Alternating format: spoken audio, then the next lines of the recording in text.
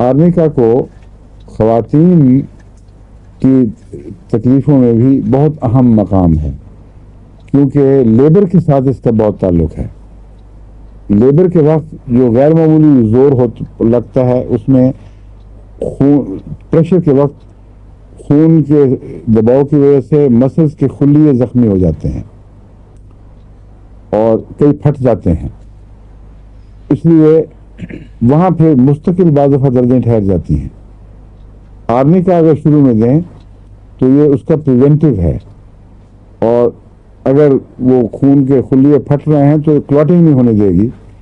اس لیے مستقلاً یہ فائدہ مند ثابت ہوتی ہے. تو وضع حمل سے شروع میں نہ کہ اس سے پہلے جب بچہ پیدا ہونا متوقع ہو، تو جیسے میں پرسلہ کا میں نے آپ کو کہا تھا وہ فائدہ مند ہے. میرے نزدیک آرنیکا 200 کی چند خوراکیں دینی پہلے ضروری ہیں، ان معنوں میں کہ کئی قسم کے نقصانات سے یہ آپ کو بچا لیتی ہے خدا کے فضل کے ساتھ، اور انفیکشن کی دوا ہے. آرنیکا اینٹی انفیکشس بھی ہے، جبکہ ہیپرین نہیں ہے. ہیپرین کا ان باتوں میں تضاد پیدا ہو جاتا ہے، ڈاکٹروں کی مشکل پیدا ہو جاتی ہے. ہیپرین دے رہے ہیں تو اب دوسری دوا کیا دیں، اس طرح بعض چیزوں کو توڑنے کے لیے.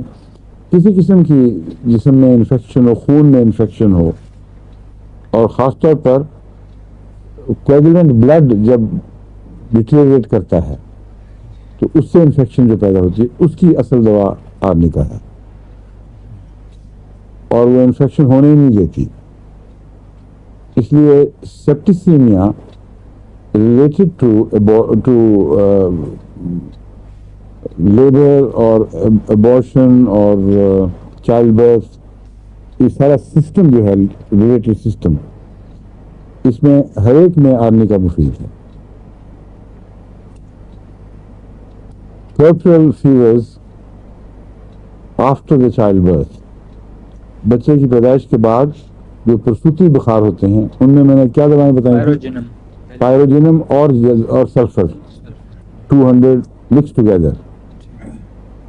لیکن آدمی کا اگر آپ پہلے دیں گے تو اس کی ضرورت غالباً نہیں پڑے گی، سمجھ گئے؟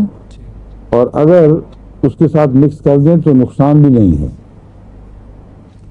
لیکن میں نے ان کو دونوں کو بغیر آرنیکا کے زیادہ عمدہ اور زیادہ واضح کام کرتے دیکھا ہے.